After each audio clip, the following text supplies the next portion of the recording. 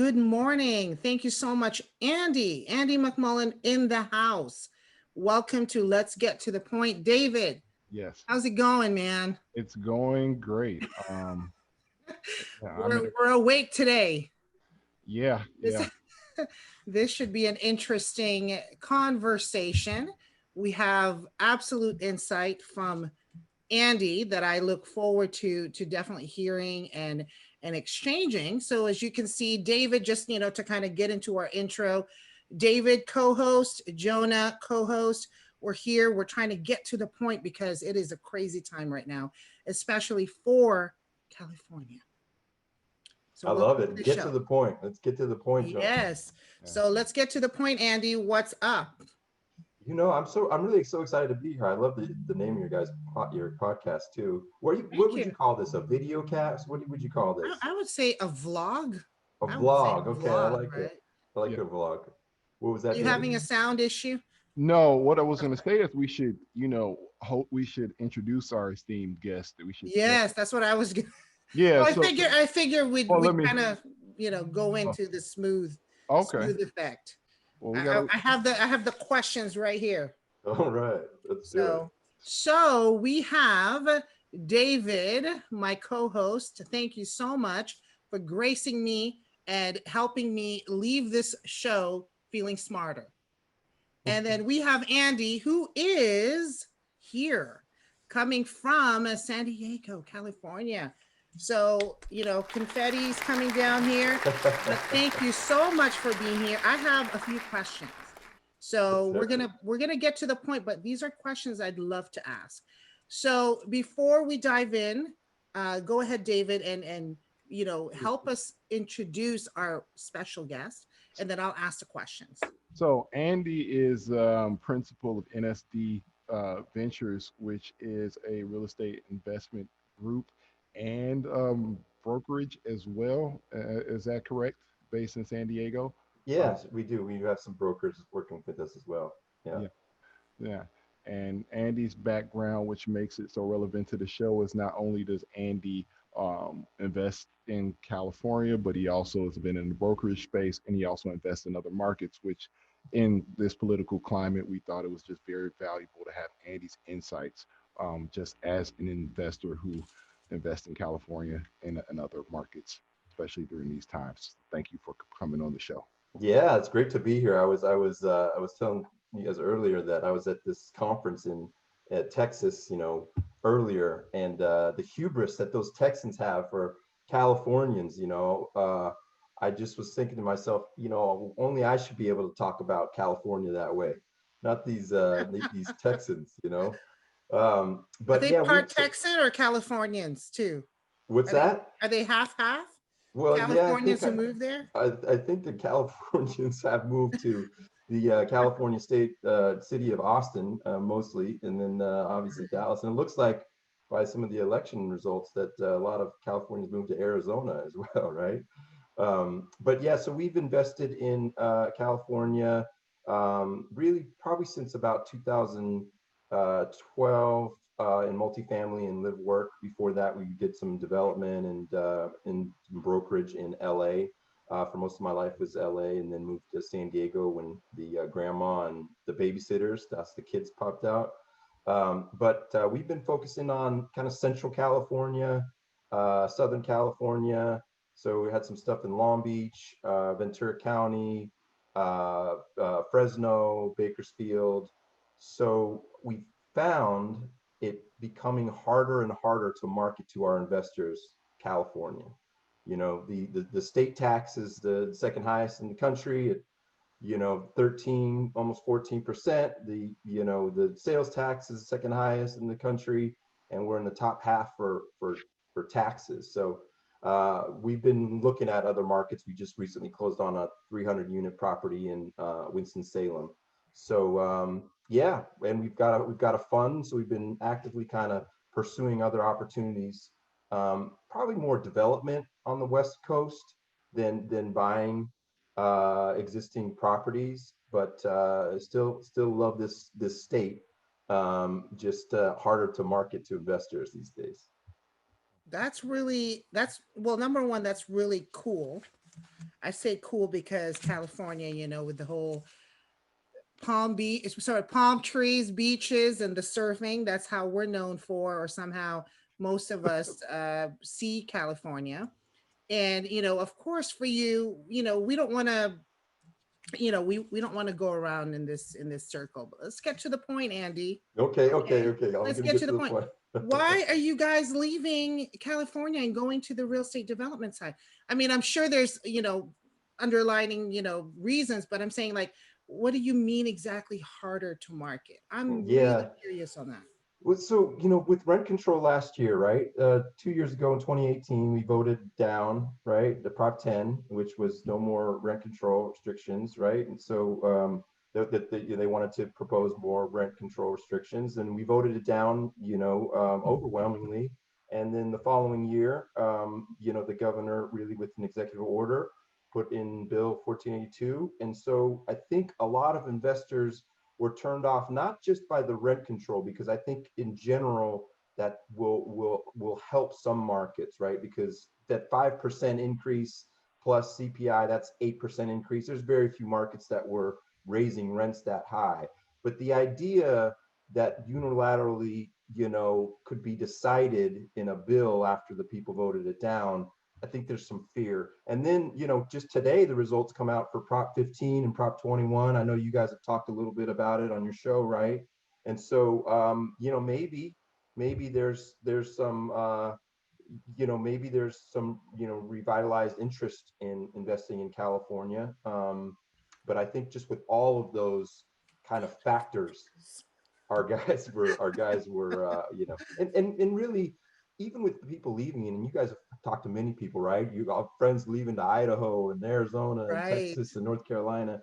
Is still with the California's birth rate and the economy, I think for the most part they look at California as this cash machine. So I don't think you should be worrying too much, Jonah, about what's going to happen to this great state. I see pockets of opportunities, of course. So, but this is about you, Andy. Okay, okay. So I'm putting you on the spot. So you talked about starting, you were in Los Angeles, then you ended up going to San Diego. Take us back a little bit and then kind of share with us and the audience, what got you to the multifamily investing? Were you more of an entrepreneur because you run a brokerage? And so Yeah. did you decide, I'm going to go into real estate as my niche in what I do, and operate it as a business, and then slowly make my way into becoming this active investor? Yeah. Take us through that. Like, how did you decide, hey, I'm gonna, now obviously now you've advanced further, and now you're looking at developments, and now selling some of your properties. All of that stuff didn't happen overnight. So Right, I'm right. just curious, like, what drove you to do that? And were you more of an entrepreneur, or did you really think, like, I need to be an active operator investor? Yeah. You guys are probably too young. Do you remember Mr. Magoo? Do you remember the cartoon Mr. Magoo? You guys I have any think, idea what yeah, that I is? think, you know what, Uh, because Mr. Magoo was this old guy who would I'm he kind of thinking would of walk, he somebody couldn't else. see, I'm he would sorry. walk through like construction sites and he'd have things like falling around him and he would be fine. Everybody else would be falling over, paint, flying, everything. And he just Oh, could. So that's, I tell people I kind of Magooed my way into the real estate game. I oh, was like probably, a week from taking a job at Gala Wine, kind of setting up displays there, out of college at UCLA. At that time, the market wasn't great. There were some consulting opportunities, across the country, but I really wanted to be in LA. And so I had a friend who just got me a job at a real estate investment firm. And, by who luck, I call it, Jim Collins calls it who luck, by the people that mentored you. I was able to come into a firm that had property management, had brokerage, it oh, owned boutique asset, office and industrial. And I just got a chance to kind of see how it was all pieced together. I was definitely low man, and I would just ask a ton of questions because I didn't have anything meaningful to say. But I just kind of magooed my way into the real estate game, and then I did some brokerage.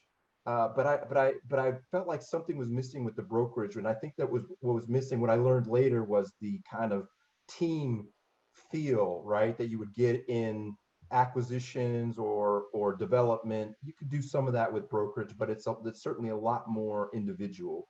So about 2005 or 6, I started to get on a development team, and we were working on some projects in Venice Beach. And so that's a little bit about the background. But you know, in between many failures, Jona. And I was Many about to failures. ask you that, so go ahead. You know, what was that like? You know, that was probably what I'm hearing here is that took you a few years and a lot of mistakes in between. Yeah, you know, so when I came in, I'm aging myself, obviously, but when I came in, it was like the dot-com era. So 98, 90, yeah. all my friends were paper millionaires, right? You had kind of tech companies that coming in, and valuations that were sky high, right? I think we had a building that in less than a year went from 45 million. It was an office building. Less than a year, from 45 million down to 31 million. Oh, wow. So you can see, so because it was basically full of tech companies, right, that had letters of credit. And so that was kind of a tough time to be brokerage after 2000, and then certainly after 9/11. So, I just kind of remember thinking that it's got to be easier, right? I remember sitting in my car. I was taking like these jobs at night just to kind of support, being a broker. And it just didn't make sense. My draw had run out, I had school loans to pay. I was still driving the same Beetle hoopty that I had from, high school, right? And so I just decided that if I'm going to get somewhere, I need some help. I need to really just jump on a team, whatever it is, if that's a pay cut, or if that's no money. I need help. And so that's kind of where when I teamed up with the development side, that's where it really kind of felt like I was learning, and I was advancing, and I was progressing. Was that in early 2000? Yeah, it was probably, closer to, 2003, 2004. So there was a good few years there where I just was, I was okay. I had my names on some good buildings, basically, but when you're in brokerage, and David, this, when you're in brokerage, if you don't pick the right group, you're paying, let's say you've got 200,000 in gross, and then you got to pay 50% to the house, and then you got another senior partner that you got to pay another, and then you get taxed on all that. There's not a whole lot of money in it. So I remember just getting these commission checks, knowing that it's like, this commission check has already been spent on credit cards and everything else. You're like, it's like 0.25 left. Yeah, After exactly. everything's said and done. Yeah. But thank you for complimenting us that we look too young to know. Yes. So thank you for that. Yes, David. I think David is like, all right. No, I was going to say there's a lot that I can relate to in Andy's story. So the Mr. Magoo private connection was a little bit before my time, but a lot of the other backstory, definitely some things, and the brokerage story is definitely one I can kind of relate to. So no, those are. I've heard some messy stories in that. When a new broker goes in to a brokerage and they try to negotiate down, like what you said, Andy. And so one person that I met 3 years ago, she had to leave that relationship because they were basically like taking everything from her. And she was like, what am I left with? 1% after all my work. So that was kind of interesting. And I felt really bad for her because she was just getting started. So of course, I'm not a broker. I would love to be, but hearing all of this, I'm going, I don't know. I like sticking to the investor entrepreneur side of my life. The flexibility and the freedom, the time freedom is what I value. How do you see that, Andy? I know you're into a lot of, not just real estate, but you're running a brokerage. You have to do marketing. I see you in some of the events, and that's really how we connected. Even with David, that's how we connected. And so how do you see that, being in California, so expensive, but yes, there's a lot of opportunities. And then you have a family as well. Take Yeah. us through that. So someone that's listening and going, hey, I want to be a broker. I want to get into this career. I'm in California. What can we provide them to give Yeah, them a little bit absolutely. of the tips, you So know? any person that's young in the business, I tell them, and we referenced this just a couple minutes ago. Join a team, get on a team. There's a ton of tweeners. We're in that kind of tweener range. We own maybe 1,000 units or so, but we need help with. There's tons of things we need help. We need help with our systems. We need help with our funnels. We need help with investor relations. We need help in managing all the investor relations software, all of that.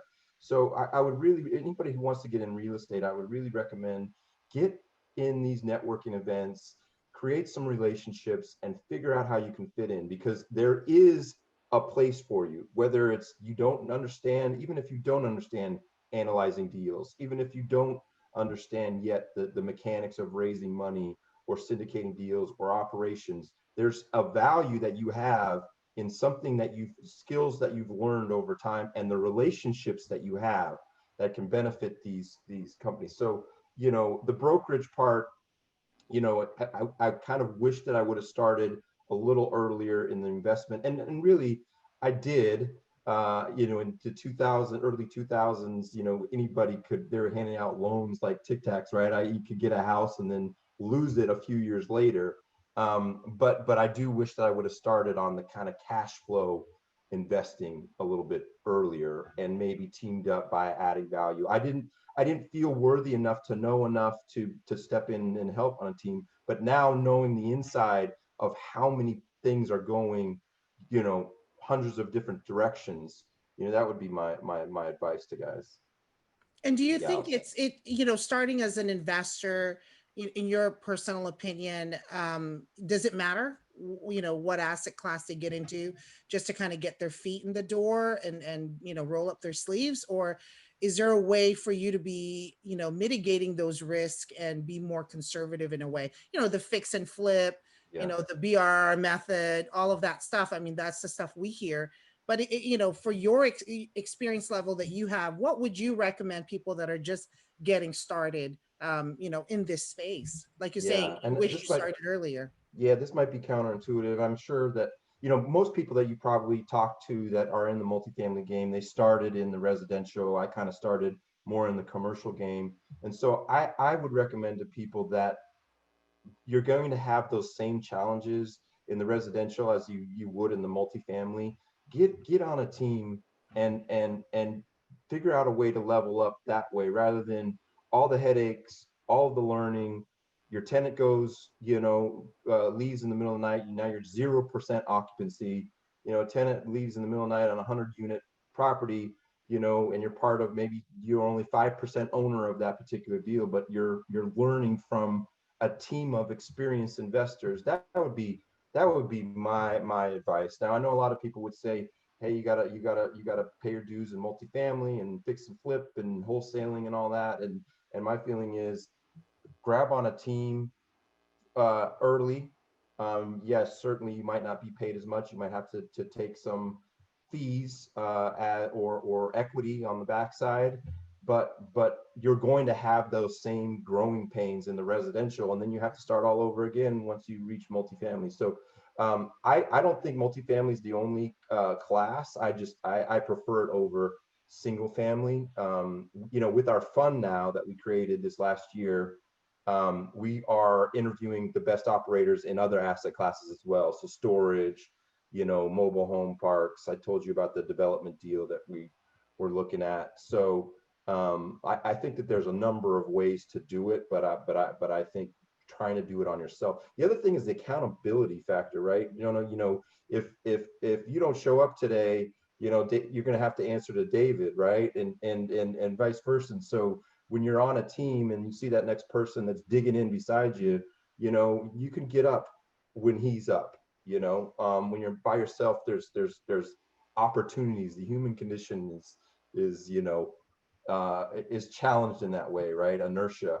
So I think that charge that you get from working with other people is helpful in this business.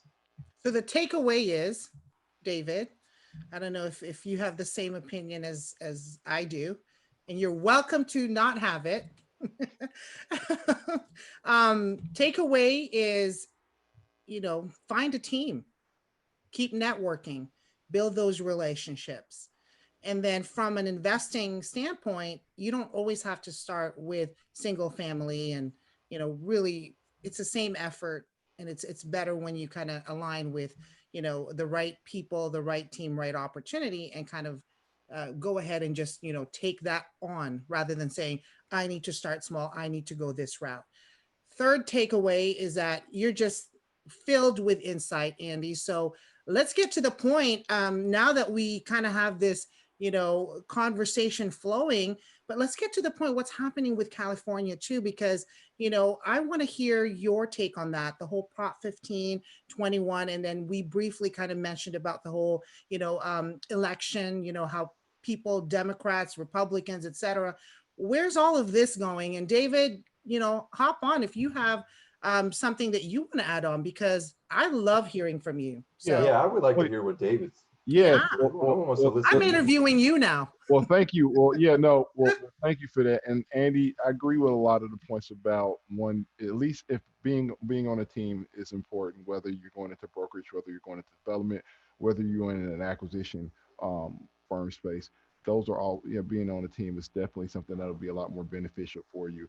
I do think that there is something to be said about learning how to, I guess, hunt for yourself as well. I think that that's a skill that sometimes being on a team you don't always necessarily get. But I think it's still important to be on a team and for the base skills of one, shared opportunity, responsibility, opportunity to learn, and working for on a team versus working as an individual as well. And then accountability is key. Like I said, without Jona, this wouldn't even be here. Just Oh, because it's just ditto, this is ditto, something. David. I mean, this is because this is. I mean, this is something that where you can have the ambition to do, but if you don't have a like-minded person, then it won't necessarily come to fruition. And working together with somebody else will definitely get you a lot further than working individually, especially in this pursuit. So those. So I would love to comment on that. That hunt comment is so profound because, uh, you know, a Yes. few years back when we were kind of moving from LA to San Diego, my partners were kind of LA. I was looking at some stuff down this way, and then we started to really discover the Central California. And I felt that my best value at that point was to call, just call owners every day. Wasn't going to do 2 4 hour, sessions like some real estate, agents do. Marcus Millichap used to say, if you could make 50 calls a day, you were going to be a millionaire. But my feeling was like, hey, I'm going to have this power hour. I'm going to call owners. I'm going to find opportunities, and those harvested, 6 deals that we did over the next couple of years. So, you can hunt and still bring that to a great team, an operator. That could be your skill. If you feel like you've got those kinds of that kind of discipline, you can bring that to an operator that's got now the ability to close on 100 units or 200 units. So that's so profound. Like the hunting part, people do need to figure out what it is that they can do that will create value for themselves as well as others. That's deep. yeah, That's a really good yeah. highlight. Yeah, I appreciate that. Hunting, something that I learned later in my real estate career, because I was in a residential space for 5 years and I didn't really learn that in that space. And I really didn't learn it until the past year is that your business solely as a real estate broker, depends on, especially if you're not on a team, on your ability to hunt. And even certain cases when you are on a team, ultimately, if you're on a team, as a junior, your position is to hunt. Your position is to bring more deals to the pot or more prospects to the pot for the senior broker to effectively close. So it's really essential whether you're as a junior in the real estate space, whether you're a junior broker under a senior on a team, or whether you're an individual broker. It's essential for you to be able to hunt, especially in the environment that we're in, where there's higher competition. Where you're in a market where there's multiple people doing the same thing that you are. So if you're not calling owners, then someone else is. And, in the syndication space, which I'm sure you're going to kind of get into, that's really important. Ian Tudor, who's heavy in like who invests in mobile home parks, he had mentioned that like most of his viable deals came from prospecting himself, and I think that's what a lot of investors don't sometimes get. They're looking for people to send them deals, but the best deals are really going to come in a lot of cases from you putting in the work, because a lot of times, especially kind of what I've seen, is that deals get recycled. Especially there's people who present deals as their own, or they have direct to principal, and they always don't. So if you want a deal and you just feel like you get the deals that you're being presented from brokers or whoever, wholesalers, whoever, aren't viable for you and your group of investors, then the best thing to do is really pick up the phone. And I think, public data groups such as CoStar and what have democratized that ability to do that. You can ultimately do the same thing as a broker would do. You to just ultimately have to put in the effort and time. See, Yeah, for absolutely. me, well, I was going to say, like, for me, I felt like I was conversing with you there for a moment because my mind was going, yeah, for me as an investor, I'm continuously working on business development. So I have to go out there and talk to as many people, as many experts and professionals, you know, and I'm telling you, when you guys talk about the hunt and the making 50 calls, it's a bit different from an investor standpoint too, because we're not out there able to make 50 calls or 100 calls. It's more on the alignment, like what am I looking for to do with capital X, right? And where do I want to go? So that's mainly my challenge right now, because I can only do so much during the day to Yeah, really, right? You know what I mean, Andy? yeah, Like, yeah, yeah. to find the right team, find the right projects. And you did mention, yes. So I'm going to share a secret with you guys. So I work in an office where my fellow brokers make 200 to 400 calls a day. Wow. They start at 8 a.m. They're not here today because I guess there was some stories, with the exception of one guy in the background. They're not here, because there's Day off. concerns that there were going to be some rioting in Right. downtown Long Beach. So that's why they're not here today. But normally at this time they would be here, and they make their minimum quota of 200 calls before 10 a.m. Wow. And ultimately, the way that's done is, I mean, you just use a dialer. It's, ultimately, Yeah. it's actually a pretty simple process. If you don't have access to data, you can always get a list of owners through public records data, through, tax records, give it to someone on Fiverr to skip trace it, put it in a dialer, and go to work and actually Yeah. get through that list rather quickly if you wanted to. I mean, it's ultimately it's just up to you to kind of, time blocking, whether it's just an hour a day or what have you, to kind of do that. And ultimately you can do the same thing that we as brokers do. The difference is it tends to be, the own our, sole focus. But at Yeah, the what same, we were doing, yeah, we were using a dialer, and we used Reonomy. You familiar with Reonomy, right? And we yeah, actually, well, so I think we talked about that. It didn't work. You didn't like it very much in your market. yeah, In our market, it became kind of a really mature list. So when I was referring to 50 calls, these were kind of people that we actually had kind of identified after they'd been, processed through the dialer, which you can get through, hundreds of calls. But it is rare, though. It's rare to find people that are willing to do that. It's so hard on the investor side. And to me, Jonah, like when COVID hit, I felt like the best way for me to utilize this time is to create the relationships. Now we have all this access to Zoom. I can get on a meeting in Texas. I can get on a meeting in Florida. I figured out that LinkedIn was so much more powerful than when I used to use it way back when, right? That I feel like our tribe was on LinkedIn. And so the meetups, now you got everybody there on LinkedIn, and then you start kind of creating more and more relationships. I would have never been on here without being on the meetups and LinkedIn, right? Right. Um, and then I think so. I think that the time that an investor could best utilize is maybe that's not calls to owners, especially if you're going after bigger projects. A lot of the bigger projects that we're looking for in the 100 and 200 we're not going to really be able to go right directly to the owner. They're likely going to be you know, maybe it's not on the market, but it's still probably, you know, tipped by a broker or another operator. So for us, the choke point is, hey, we've got the fund, we've got the money from California. The Californians want to take it out of California. Let's team up with the best operators across the country, give them the investor experience that we so care about, because we've been in LP in deals where there's maybe a great operator, great you know, talented operator, great at the execution, great at finding the deal, great at giving the exit.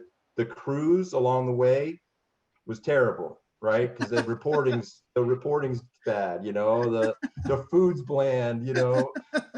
So what we figured out is, let's take our California investors, partner up with the best operators that we did in the Winston-Salem, like we're working on the self-storage, and then we can kind of become the choke point, because our capacity is not huge, but it's good, it's large enough to round out a lot of equity challenge that they might need in those $20-30 million deals.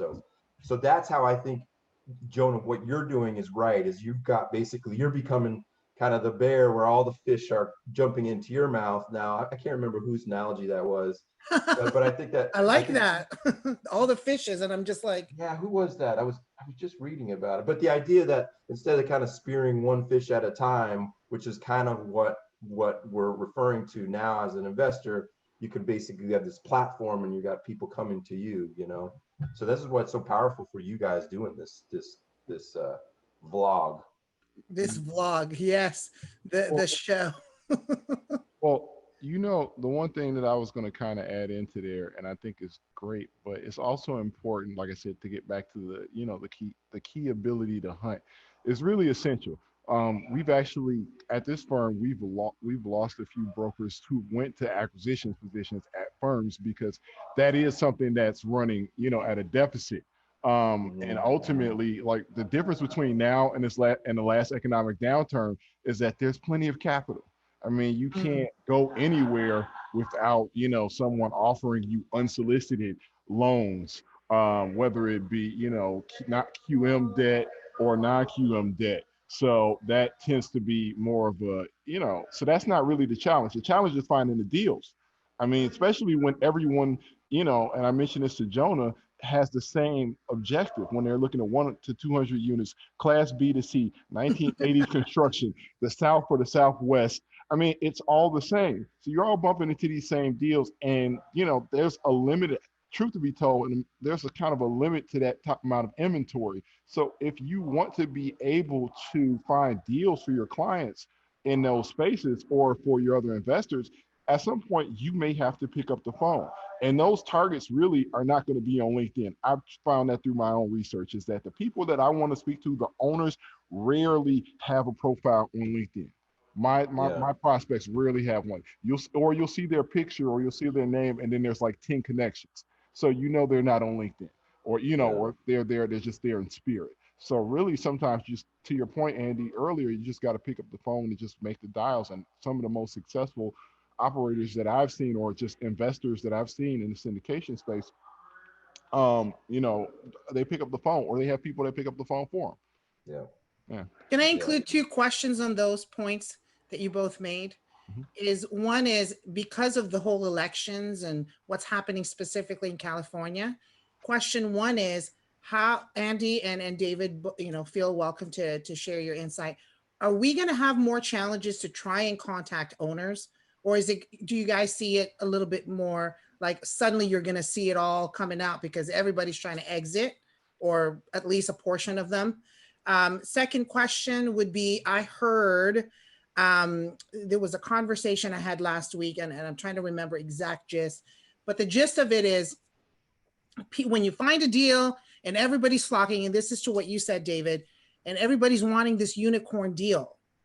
And, you know, the one contrary person that said, well, you're finding that as a deal because there's something wrong with that deal. And so suddenly it's being presented to you because of that, and you won't know. So I know that's a, you know, broad and complex, but what's your take on it just with what's happening in California? Like, is it going to be easier to make calls to owners?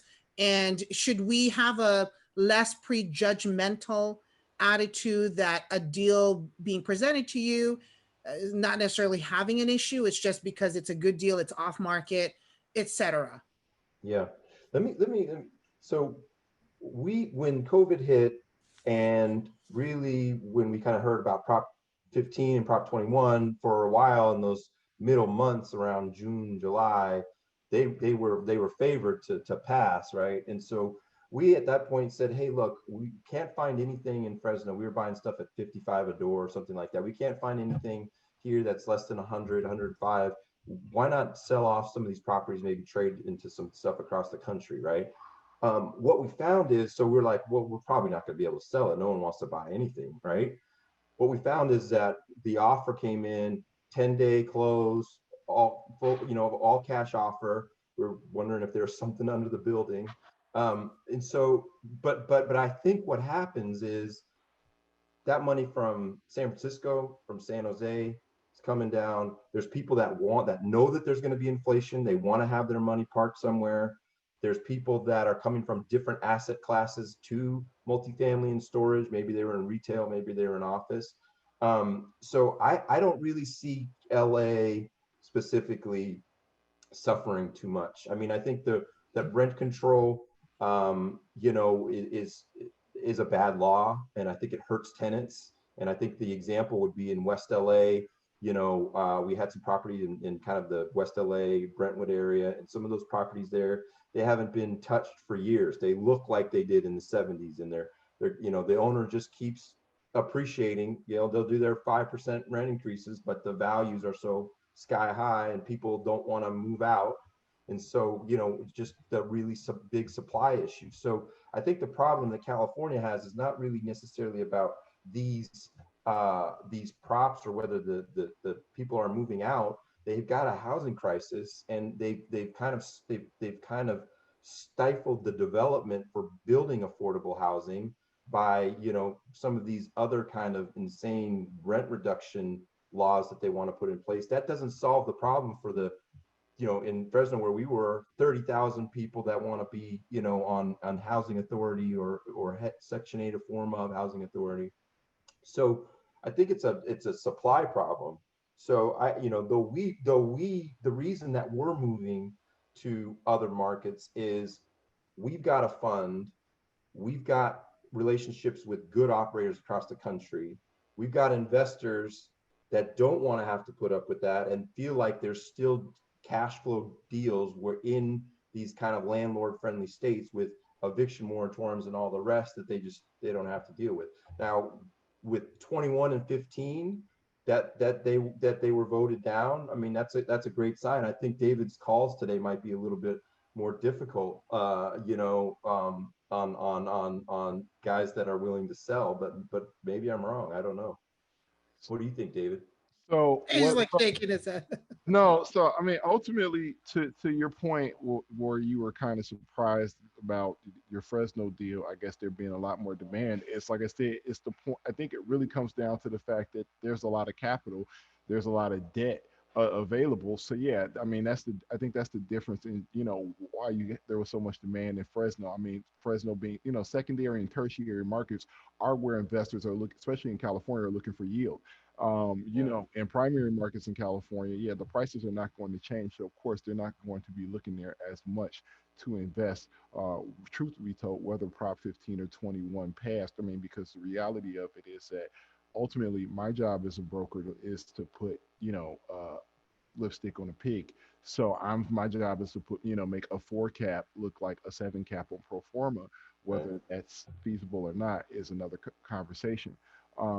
I think that, so ultimately what's happening, to your point, in California is that you have investors who are looking for other landlord friendly markets because it just makes sense. I mean, if your money can get better returns and being a lot less, in a more landlord friendly climate, why would you put it there?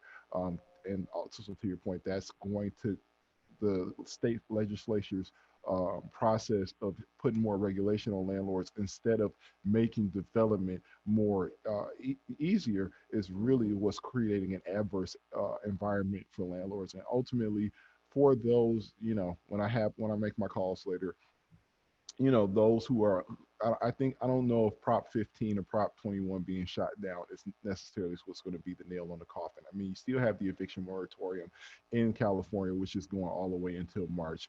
And ultimately, the conversation that I'll have with owners, if they're, you know, amenable to having it, is that ultimately when the eviction moratorium is finally up and, you know, the courts can process evictions, then you're going to have a lot of your neighbors, whether it's you or not, who are going to be more amenable to selling their properties. The challenge would be is that that four cap that I could sell your property at last year or in 2020 is not realistically going to exist in 2021 because there's going to be a glut of inventory, um, you know, which is going to affect your ability to be able to sell your property. And, you know, to your point with, you know, rent control, you haven't been able to make improvements to your property. So your building that was, you know, in the same shape that it was 40, 50, 60 years ago in West LA and Brentwood is definitely a key example of that.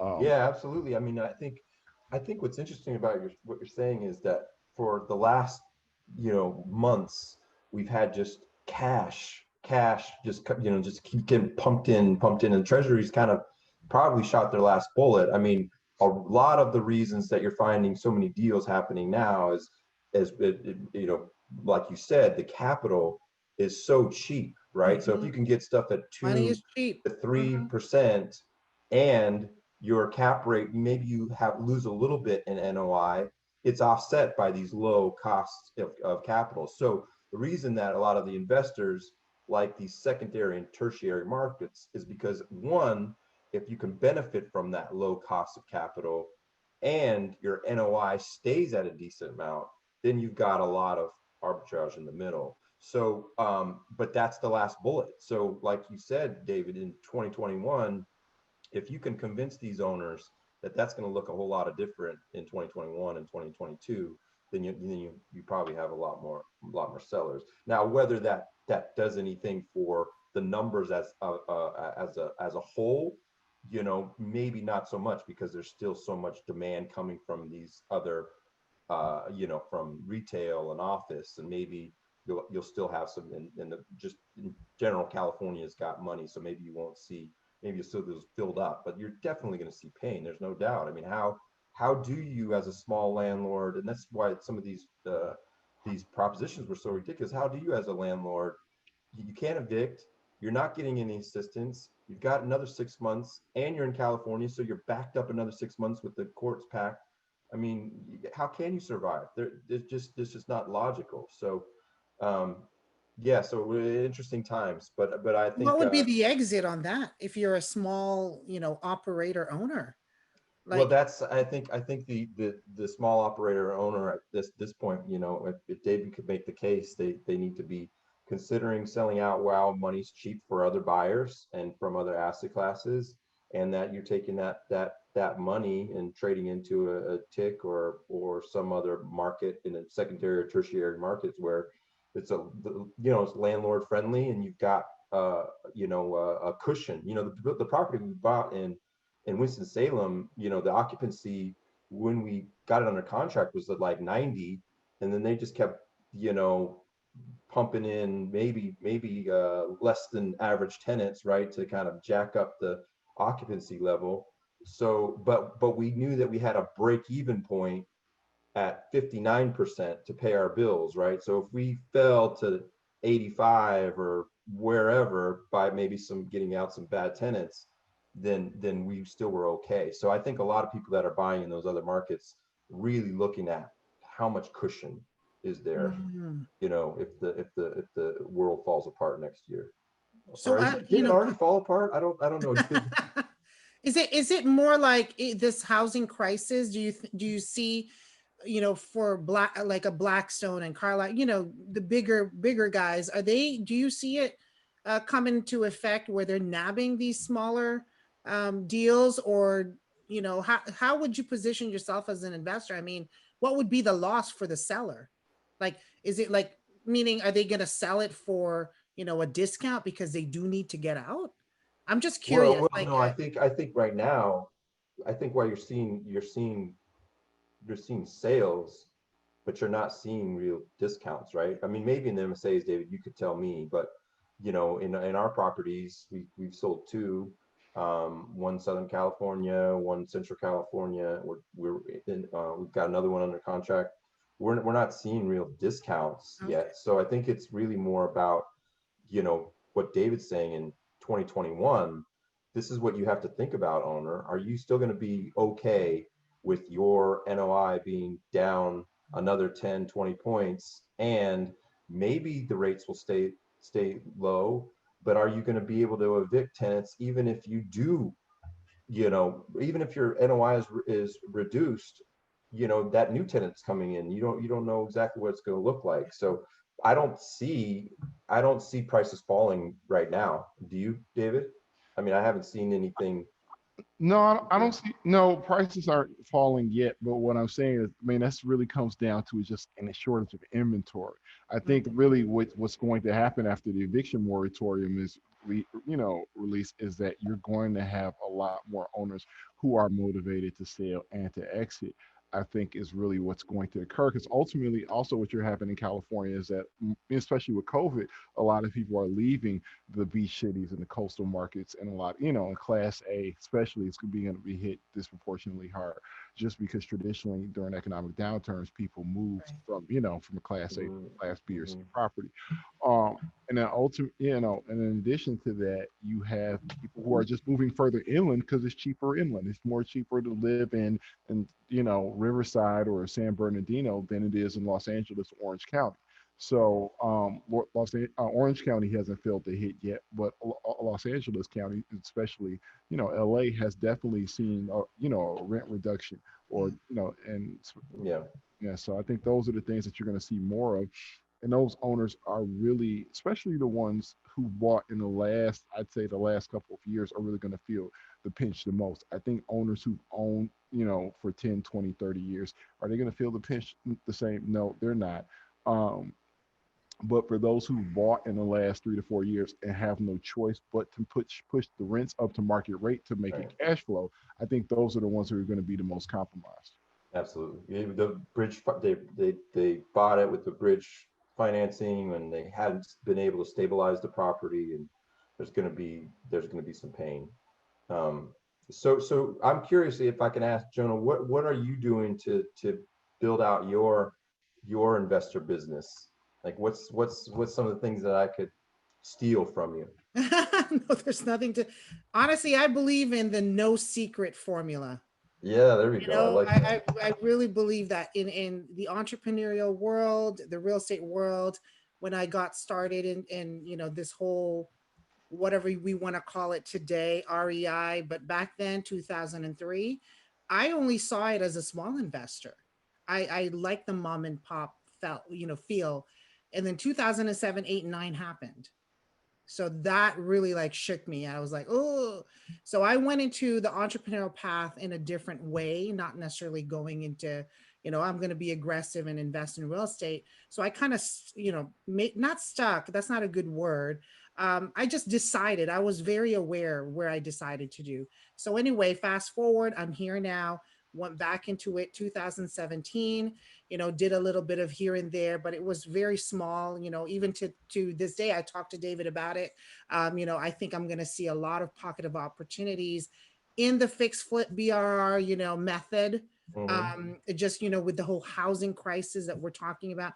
So I'm strategically educating myself, specifically in that asset class, and forming, really good relationships with people that I can rely on, they can rely on me. I'm a big, advocate for, alignment, and making sure we're working with the best fitting people, not just, oh, do you have a deal? Is everybody going to get paid? I think it's sort of more holistic. It's deeper now Hmm. for me, and thank you for complimenting, thinking that I was still young, but I'm not too old, not too young.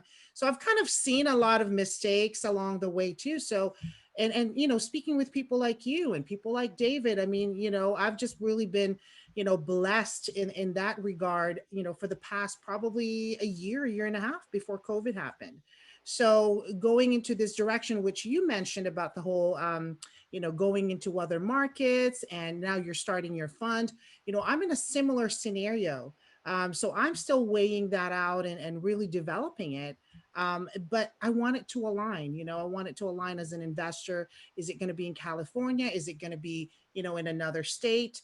It's something that I am, continuously strategically positioning myself.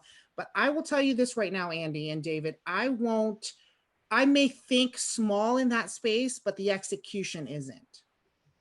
So that's sort of my edge, So I may be talking about a single family residence or a duplex, but my execution plan will not be small because, I've always been an entrepreneur. When we picked up the pieces during the financial crash, we had a lot of losses. And so that's when, we decided, hey, you know what? Since my husband, who's also my business partner, just shout out to him, that's when we decided we've risked this much. So we ended up launching our tech consulting business in 2009. And, we've been running it since. And I think now we've kind of seen where real estate and fintech as well. So currently I'm in that phase. I'm not a software developer, but as an entrepreneur, I'm seeing, the direction of real estate and technology meeting up. So we're in the works of doing some of those things. But I think it's an interesting, perspective somehow to hear from different people living in different states and how they're running their businesses. Like you mentioned about mobile home parks, the self-storage, space, the developments. I took interest in developments actually 6-7 months ago. And I was about to go into that, but it was it was building spec homes, and there were a few investors saying to me, I don't know why you want to do that. You hear a lot of this, right? But you as that person, you have to determine that and be willing, to take a step. So I'm at that point. There's really no secret, for what I do. I think really, I agree with both of you. I think, being able to network, create those relationships, build an environment where there's teamwork and accountability. I think that's really important. And now with what's happening in California, what are we doing? Is it a Cal exit? I hear a lot of these things. So, as a small time investor, as I like to say, that I'm at right now, I'm worrying about that, and should we be, whether you're an investor or not? Yeah, one I gotta say that to your unique edge too with your technology. I mean, that's everything, right? That's the problem that we have and that we've interviewed. I don't know if I mentioned this. We interviewed, I don't know, hundreds of operators, right?